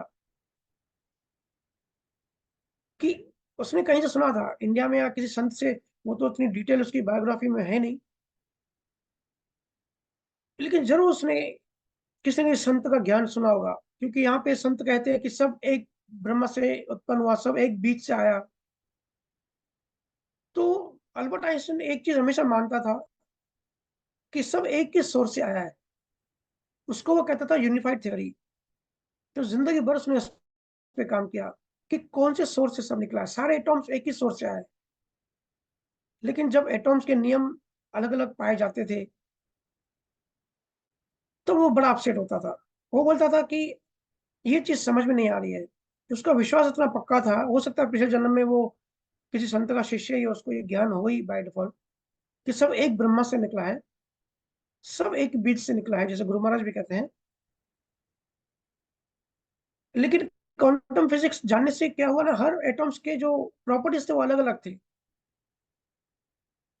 तो वो समझ नहीं पा रहा था कि ऐसे कैसे हो सकता है। वो बोला कि है तो सत्य के सब एक से निकला, लेकिन अभी मैं इसको साबित नहीं कर पा रहा हूँ, लेकिन आज ना कल ये बात साबित होगी। या लाइट फोटोन पार्टिकल्स जो होते हैं, जो वैक्यूम्स में पार्टिकल्स चलते हैं तो वो वेव बन जाता है। और जब पार्टिकल्स में होते हैं, जब मैटर में होते हैं, जब पार्टिकल पार्टिकल से टकराते हैं तो वो पार्टिकल जैसे बिहेव करते हैं, तब वो वेव नहीं होता। तो ये बड़ी कंफ्यूज, वैज्ञानिक बहुत टाइम इस चीज में कंफ्यूज हुए। और जब उन पार्टिकल्स को जब लाइट मिलती है तब वो मूव करना चालू हो जाते हैं। ये बात अल्बर्ट आइंस्टीन को आखिर तक समझ में नहीं आई, लेकिन शंकराचार्य ने ये बात पहले से कह दी थी। ये है चेतना का स्वभाव, कि जड़ डोरमेंट पड़ा हुआ था, कोमा में पड़ा हुआ था, लेकिन जैसे ही चेतना ने जड़ को देखा, जड़ एक्टिवेट हो गया। जड़ के जो एटॉम्स है, जो जो माया के जो 3 गुण है वो एक्टिवेट हो गए।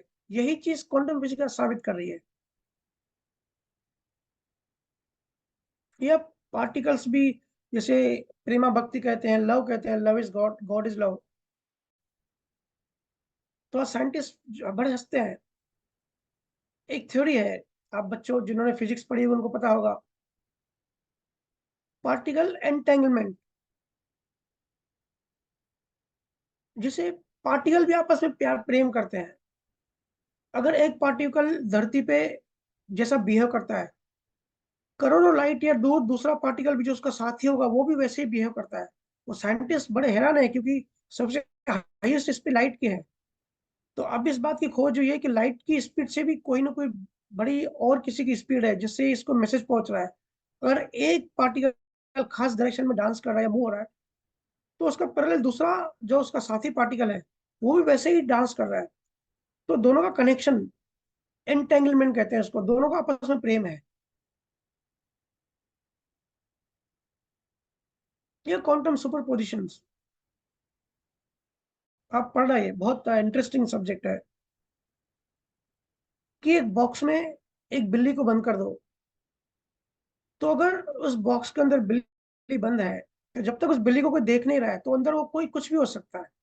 अंदर वो बिल्ली नहीं, अंदर वो हाथी भी हो सकती है, ऊंट भी हो सकती है, कुत्ता भी हो सकती है, क्योंकि पार्टिकल्स है अंदर, मैटर है वो, तो कोई देखने वाला नहीं है जब तक। जैसे ही इसको कोई देखेगा तो वो मैटर सॉलिड बन जाएगा। बड़ी आगे की डीप बात है, मतलब जैसे कृष्णा को कहा जाता है कि एक साथ दो जगह कैसे हाजिर होते थे, या गुरु नानक एक साथ दो जगह कैसे हाजिर होते थे, तो इसको कहते हैं क्वांटम सुपरपोजिशन या एंटेंगलमेंट। तो ये सब ऐसे चमत्कार वाली बात नहीं है, ये गुरुओं को इसका ज्ञान होता है क्वांटम फिजिक्स का। और ये गुरु कहीं ज्ञान ये पढ़ते नहीं है, क्योंकि यूनिवर्स के वो बादशाह होते हैं, उनको पता होता है कौन सी चीज कैसे काम करती है, इसका नियम क्या है। तो वो कॉन्फ़िगरेशन, एटॉम्स की कॉन्फ़िगरेशन को वो चेंज कर सकते हैं, अपने शरीर को बदल सकते हैं, एक साथ एक जगह दो जगह प्रेजेंट हो सकते हैं, किसी भी तरीके से उसका यूज कर सकते हैं। तो आपका जो सवाल था कि जानना जरूरी है, जरूरी कुछ भी नहीं होता, जरूरी एक ही चीज होती है कि हम परमात्मा की तरफ आगे बढ़े। लेकिन जो रियल में परमात्मा की तरफ आगे बढ़ता है, उसको ये सब विज्ञान सहज ही अनुभव होता जाता है। हो सकता है नाम, जब गुरु महाराज को यह अनुभव हुआ तो गुरु महाराज ने क्वांटम फिजिक्स नहीं बोला, गुरु महाराज ने अनुभूति बोली, तरंग बोली, या दूसरे शब्द यूज किए। लेकिन साइंस की भाषा में इसको अलग शब्द बोलते हैं। कहने का मतलब सब चीजें खुद ही सहज ही अनुभव हो जाती है। असली बात है परमात्मा की तरफ आगे बढ़ना। ठीक है। जी मामा। Next question. जी। राम राम स्वाति, आप अपना अनम्यूट करो। राम राम भैया। राम राम। भैया सबसे पहले तो रिक्वेस्ट है आप जल्दी अकोला आइए। जी रीना भी बोल ही रही है, देखो अभी कभी जी संजोग भैया। बनता है। जी भैया। भैया मेरा प्रश्न है कि झुकना मतलब क्या, आध्यात्मिक और संसारिक में जैसे हम बोलते कि झुकना चाहिए, सदगुरु के सामने पूरा सरेंडर होना समझ में आता है, बट संसार में एग्जैक्ट झुकना मतलब क्या, सामने वाले की बात मानना, जो थोड़ा कंफ्यूजन है भैया कि एग्जैक्ट झुकना मतलब क्या। और सेकंड ये था भैया कि जैसे हमको हमारे विचारों को ऑब्जर्व करना है, समझना है, बट इतने सारे थॉट्स जब चलते हैं अपोज में, तब उस वक्त हमको ज्ञान कैसे अप्लाई करना है, क्योंकि तब जो भी कुछ हो रहा है इस शरीर के द्वारा विचार वो सब गलत लगता है, तो तब कैसे सहज रहे हैं। ये दो क्वेश्चन थे भैया। देखिए झुकने का आपने पूछा, झुकने का सिंपल मतलब होता है अंदर से झुकना। झुकने का मतलब ये नहीं होता कि कोई आए और उसके आगे झुक गए, ऐसे खड़े हो गए जैसे जापानीज करते हैं।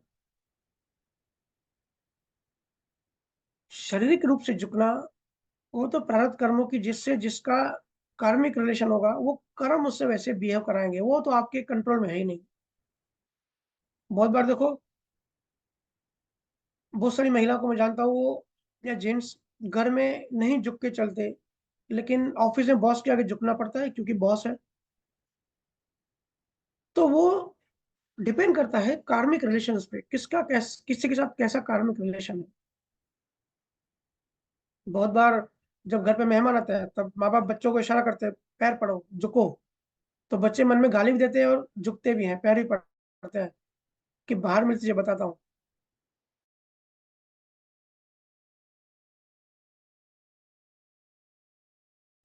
झुकने का मतलब है अंदर से झुकना। अहंकार क्या करता है, किसी के आगे भी, ना गुरु की बात नहीं हो रही, किसी के आगे भी झुकने के लिए मना मना करता है, क्योंकि अहंकार का वो गुण है। जैसे प्रकृति का गुण है पैदा करना, रिजुनेट करना, रिकारनेशन करना, वैसे अहंकार का गुण है खुद को बढ़ाते रहना, अपना विस्तार करते रहना। मैं और मेरा। तो जब मैं और मेरा विस्तार करता रहता है अहंकार किसी न किसी तरीके से, तो उसमें बहुत सारी बातों में ये भी एक बात आती है कि भाई झुकना नहीं। झुकेगा तो मैं थोड़ा कम हो जाएगा। अहंकार को मेरा मैं बढ़ाना है। तो जब हम झुकते हैं, अगर गुरु के सामने झुकते हैं, तो गुरु के सामने वैसे भी सरेंडर करना ही पड़ता है, क्योंकि गुरु के सामने हम जाते हैं इसलिए क्योंकि हमारा उद्देश्य है मोक्ष, हमारा उद्देश्य है मुक्ति। मुक्ति का मतलब अहंकार शून्य, और अहंकार शून्य होने के लिए तो सरेंडर होना पड़ेगा। सरेंडर क्यों होना पड़ेगा? समर्पण के जोर देता है, क्योंकि जो समर्पण कर सकता है, जो झुक सकता है, उसका अपना अहंकार टूटता है, मैं पर टूटता है। मैं हूं ही नहीं, तू ही तू है, क्योंकि अहंकार झूठा है। तो कोई अस्तित्व। जी भैया। आज वाईफाई की बहुत प्रॉब्लम आ रही है। तो स्वाति जी का सवाल चल रहा था, झुकना।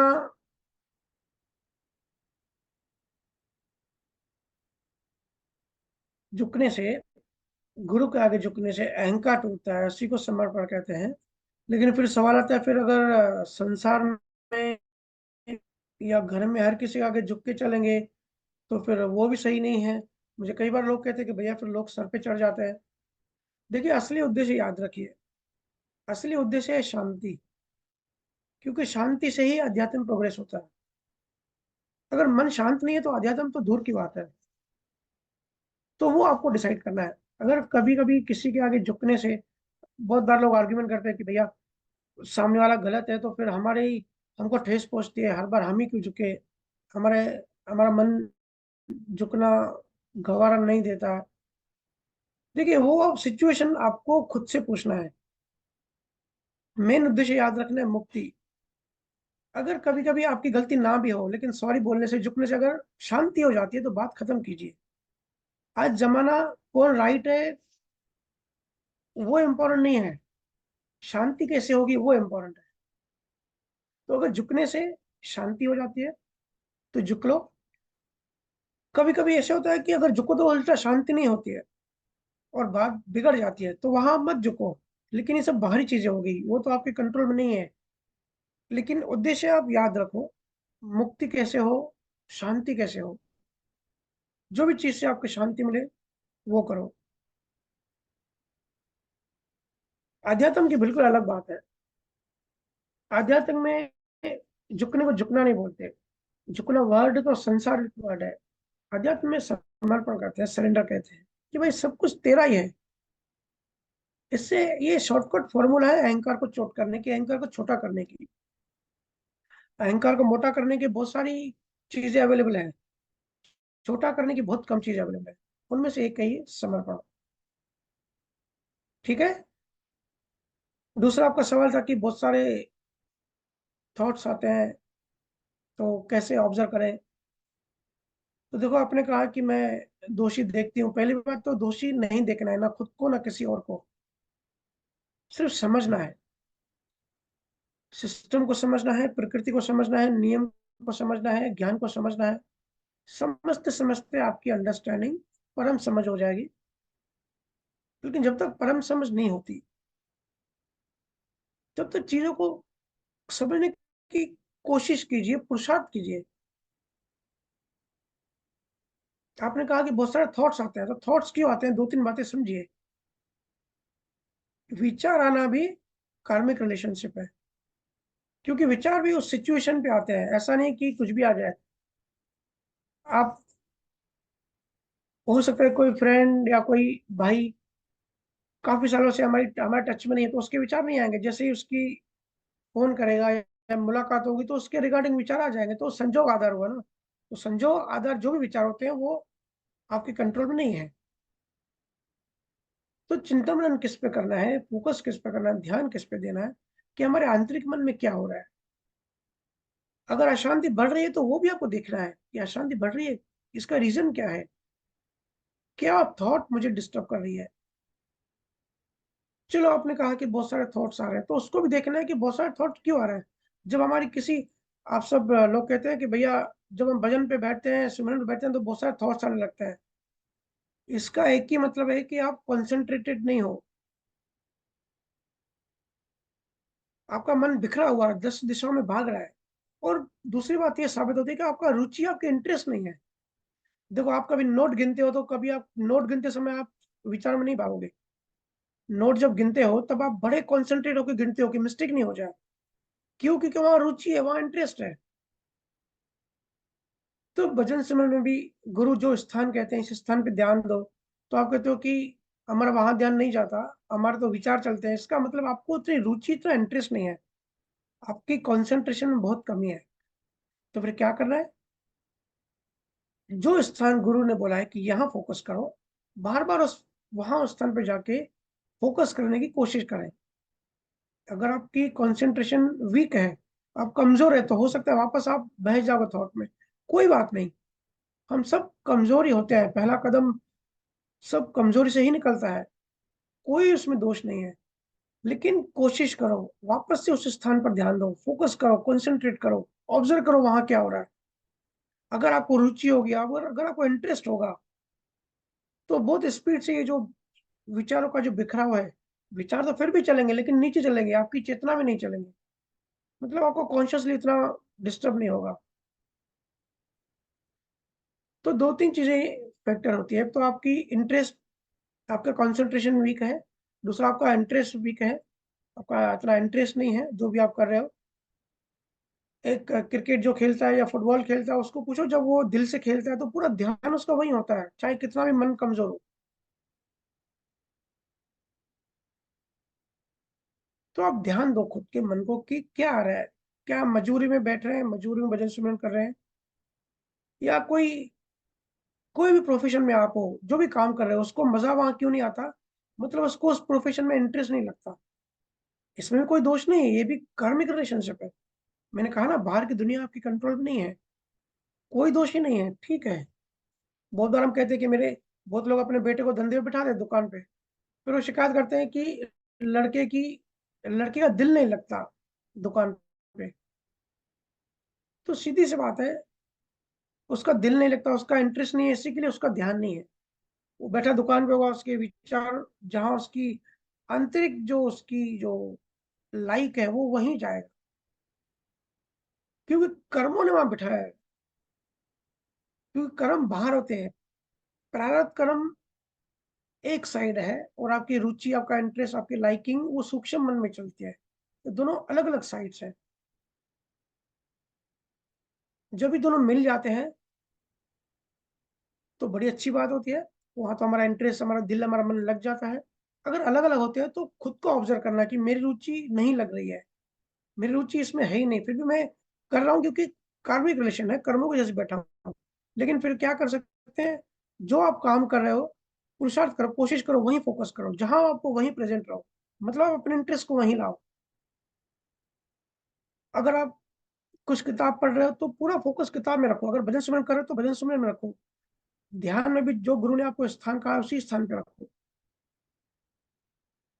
पूरे दिन आपने कहा विचार चलते हैं, तो आप खुद को ऑब्जर्व करो कि जहां आप फिजिकली प्रेजेंट होते हो वहां मेंटली प्रेजेंट नहीं होते।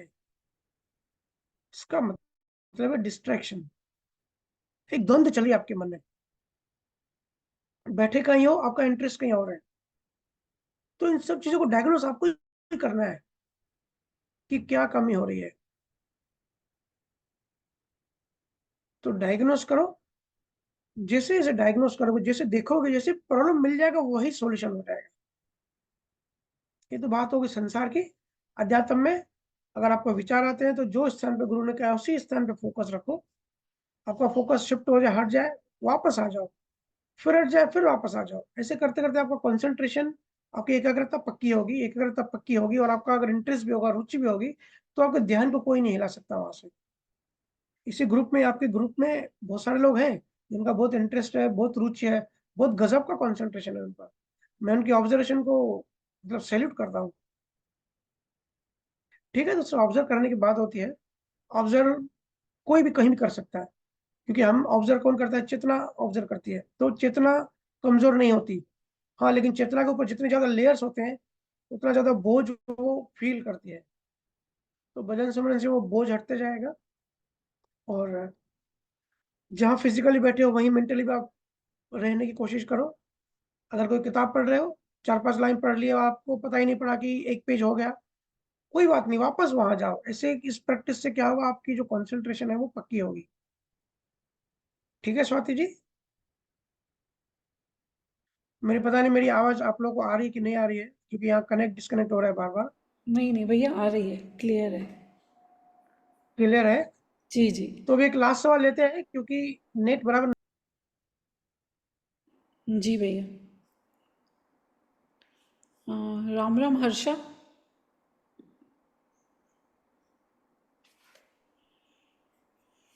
हाँ भैया।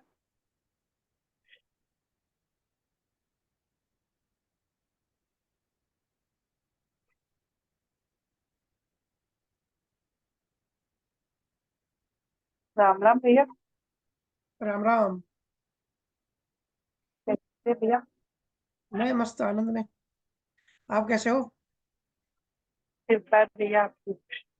जयपुर में सब ठीक है? जी भैया, कृपा जी बताइए। आपका। भैया, मेरा ये क्वेश्चन था कि हम चाहते तो है और भाव भी होता है कि हम सिमरन करें और ध्यान दें, जैसा आप कहते हैं वैसे चले, लेकिन जब ऐसा नहीं हो पाता है तो मन में एक गिल्टी सा भाव या ऐसे लगता है कि क्यों नहीं कर पा रहे। या जैसे अभी आप बता रहे हैं कि हमारा कंसंट्रेट नहीं हो पाता है, हम कोशिश करते हैं, भाव होता है, तड़प सी महसूस होती है, लेकिन भैया हो नहीं पाता है। तो ऐसा लगता है कि वेस्ट हो रहा है टाइम, इतना सब कुछ संजोग अच्छे मिले, सब कुछ है, लेकिन नहीं कर पा रहे। तो भैया कैसे करूँ? देखिए, ये तड़प तो होनी चाहिए। ये अगर अध्यात्म की ओर बढ़ने में एक दिन भी मिस हो गया, या कभी ध्यान अच्छे से नहीं हुआ, या ज्ञान चिंतन मनन नहीं किया, सत्संग नहीं सुना, तो मन बड़ा उदास सा होता है। तो ये उदासी होनी चाहिए, ये मन तड़पना चाहिए। तभी तो हम साबित होता है कि हम इंसान हैं। संसारी चीज ना मिले अगर उदास हो गए तो हम जानवर हैं। अध्यात्म चीज नहीं मिले तो विचलितपन होना चाहिए, एक इंसान को होना चाहिए, क्योंकि वो हमारा परम लक्ष्य है। वही तो है जिसके लिए हम यहाँ हैं। तो आपने कहा कि अगर अच्छे से नहीं होता, मेरा प्रेम भी है, इंटरेस्ट भी है, रुचि भी है, लेकिन अगर कभी नहीं हो पाता, संजोग नहीं हो पाता, तो मन विचलित होता है। तो ये अच्छी बात है, बड़े भाग्यशाली हो। भाग्यशाली लोगों को ऐसी तड़प होती है। संसारियों को तो संसार नहीं मिलता तब वो तड़पते हैं। संतों को तो कई साखियां हैं कबीर साहब की, कई संतों की, कि मैं पूरी रात रोता रहता हूँ, विरह आती है। कई सारे संत की ऐसी भी है कि वो हंसते रहते हैं। तो ये हंसना, ये रोना, ये अध्यात्म में तो होना चाहिए। यही तो अध्यात्म है। तो और आप क्या चाहते हो कि संसार नाम ले? किसी की इच्छा थी मेरा बच्चा डॉक्टर बन जाए, और डॉक्टर नहीं बन पाया, फिर वो तड़प गया। तो ये तो संसार है, ये तो फंसा हुआ था पहले से ही धरती में था, अभी धरती के अंदर चला गया और बंद गया।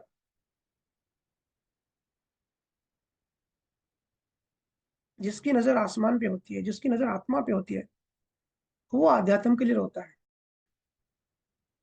रोना आना चाहिए, तड़पना चाहिए, विरह से, प्रेम से। तब हमारी चेतना जागृत होती है, तब हम अनोगली गुरु से कनेक्ट हो जाते हैं। तब हमारा जो कनेक्शन है वो बहुत स्ट्रांग हो जाता है। तब हमारी चेतना बढ़ जाती है। जो मैंने डॉक्टर की बात बताई ना, कि डॉक्टर की पहले तो चेतना ऊंची होनी चाहिए।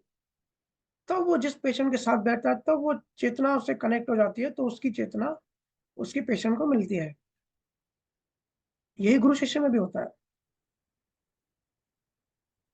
बाहर से कनेक्शन ना भी हो, अंदर से एक रोना आया, विरह आई, तो कनेक्शन बन गया।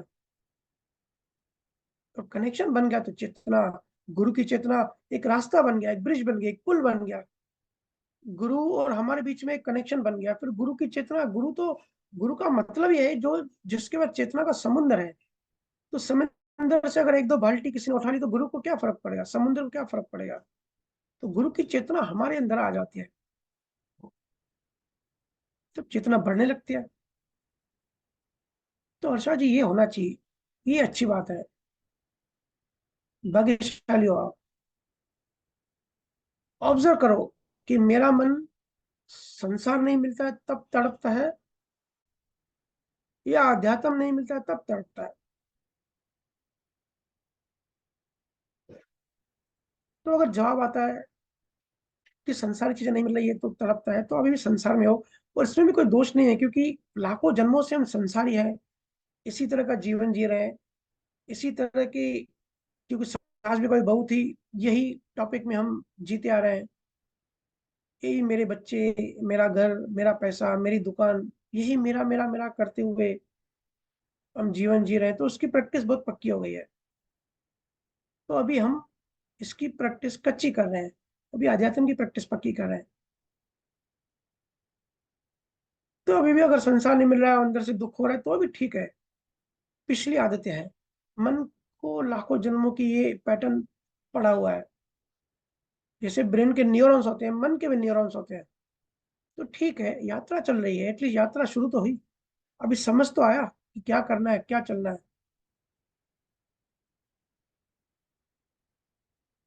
लोग मोह में फंसे होते हैं, उनको पता ही नहीं होता। तो पहली बात तो जिसको पता पड़ता है कि मैं, मेरे पास लोग आते हैं कहते हैं कि भैया मोह बड़ा परेशान कर रहा है। तो मैं कहता हूँ कम से कम इतनी तो जागृति आई कि आपको पता पड़ा कि आपको मोह परेशान कर रहा है। आपको अपना बेटा परेशान नहीं कर रहा, आपके अंदर जो बेटे के लिए जो मोह है वो मोह परेशान कर रहा है। पहला कदम तो उठ गया जब ये बात समझ में आई। तो सारे मोह नकली होते हैं। मेरे पास एक आदमी है, बोला मेरी बीवी बड़ी नालायक है। मैंने कहा मेरी भी कहता है और नालायक भी कहता है, ये कैसे कॉम्बिनेशन है। तो बोले भैया बीवी तो मेरी है ना। मैंने बोला ऐसा क्या किया जो तेरी हो गई। बोले 7 फेरे लिए। मैं बोला बस यही बात है। ये 7 फेरे क्या होता है, ये रिचुअल्स क्यों रखते हैं, ये सब मानसिक चीजें हैं। कोई 7 फेरे लेने से वो आपका नहीं हो जाता, लेकिन मन को ये गलत धारणा बिठाई जाती है। जिन्होंने समाज बांधा, ये उन्होंने सोचा कि कैसे जस्ट एक लड़की को बोले कि जाके लड़के के घर में रहना चालू कर दो, आप दोनों की शादी हो गई, आप एक दूसरे के हो गए, तो ऐसे मजा नहीं आएगा, ऐसे मन को धारणा नहीं बैठेगी। तो मन, क्योंकि मन हिप्नोसाइट होता है, हिप्नोटाइज होता है, तो मन को हिप्नोटाइज कैसे करें, तो उसके लिए रिचुअल बांधी गई कि 7 फेरे मतलब वो तेरी हो गई। ऐसे क्रिश्चियनों में चर्च में जाके अपने रिचुअल्स हैं, हर किसी धर्म के अपने अपने रिचुअल्स हैं, लेकिन रिचुअल रखने की जरूरत क्यों पड़ती है, मन को बेवकूफ बनाने के लिए, मतलब मोह पैदा करने के लिए। क्योंकि एक तो है आई, नकली आई जो है, फिर आई से माई बनता है कि ये मेरा है। और माई को जितना बड़ा करो, अहंकार को, मन को बड़ा करने में मजा आता है। और मोह उससे बनता है जो माई है, जो भी मेरा है उसमें मोह बनता है। तो मोह बांधने के लिए, समाज चलाने के लिए मोह चाहिए, मोह चलाने के लिए मेरा चाहिए कि इसको मेरा कैसे कहें। और मेरा कहने के लिए ऐसे 7 फेरे बनाओ, ऐसे मंगलसूत्र पहनो, ऐसे बन जाओ। तो ये मन को सिर्फ धारणा एक पैदा करते हैं, नकली बीमारी पैदा करते हैं। मैंने कहा कि जो तेरी बीवी है, अगर समझो 12 साल शादी को हुए, तो अगर 13 साल पहले तुझे एक ट्रेन में मिलती थी, मुंबई में लोकल ट्रेन में लोग एक दूसरे को बैठने की जगह नहीं देते, तो मैंने कहा अगर 13 साल पहले मिलती तो तू अपनी सीट भी अपनी वाइफ को नहीं देता, जो 1 साल बाद शादी होने वाली होगी, जब पहचानता नहीं था। 1 साल बाद 7 फेरे हुए तो मन में धारणा आ गई कि ये मेरी है। फिर मेरी से मोह बन गया, फिर समझो कि तलाक हुआ, डाइवोर्स हुआ, तो डाइवोर्स के दूसरे दिन क्या होता है, मोह खत्म हो जाता है, अब मेरी तेरी खत्म। तो ये हो क्या रहा है असली में, ये सब मानसिक एक्टिविटीज है, ये नकली बीमारी है, नकली बीमारी का नकली इलाज है कि भाई एक चीज मेरी हो गई, उसके लिए 7 फेरे लिए, उसमें मोह बना, और एक डाइवोर्स में एक पेपर में साइन किया, अब वो अलग हो गई, अब मोह खत्म हुआ। तो इन चीजों को थोड़ा समझो, ऑब्जर्व करो कि संसार कैसे वर्क करता है, कैसे हम बंधते हैं, कैसे हम छूटते हैं। और हमारा काम है, क्योंकि हम संसार में तो हैं ही, अज्ञान में तो हैं ही,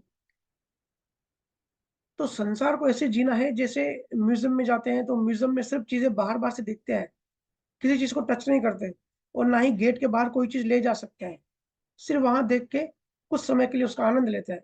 तो संसार को ऐसे ही जो जैसे हम म्यूजियम में है, बीवी बच्चे घर परिवार सब कुछ देखो, किसी में इन्वॉल्व मत हो, किसी को ले नहीं जाना है अपने साथ, बस जो करना है वो करो।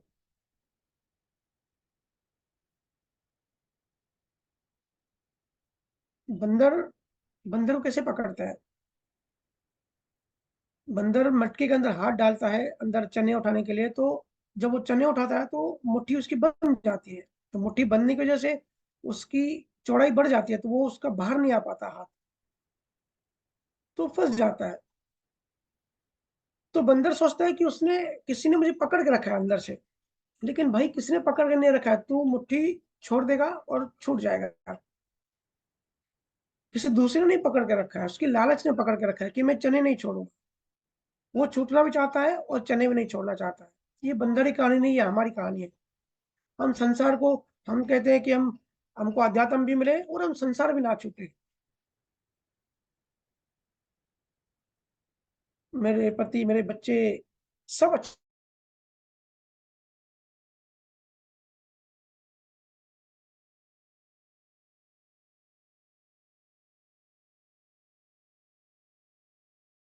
के लिए, ताकि हमारा संसार, अरे भाई ऐसा हो नहीं सकता, जो लिखा है वो होगा ही। अध्यात्म का मतलब है प्रकृति से, संसार से मुक्त हो जाओ, म्यूजियम की तरह लाइफ एंजॉय करो। ठीक है अर्षा जी, तो इंटरेस्ट बढ़ाइए, रुचि बढ़ाइए, और ये तड़प आप जगा रखिए। अभी भी नेट अनस्टेबल हो रही है, तो अभी सत्संग को यहीं विराम देते हैं। मुझे पता नहीं आपने कितना सुना या डिस्कनेक्ट हो गया। नहीं भैया, पूरा क्लियर आया। पूरा क्लियर हुआ, ठीक है। तो अभी सत्संग को यहीं विराम देते हैं, अभी मिलते हैं नेक्स्ट बुधवार। सब खुश रहिए, मस्त रहिए, रहिए, और जिंदगी खुल के जिए। आनंद को टारगेट रखिए कि हर हालत में आनंद, चाहे बाहरी परिस्थितियां कैसे भी हो, अंदर में हमको आनंद में रहना। बहुत बहुत धन्यवाद।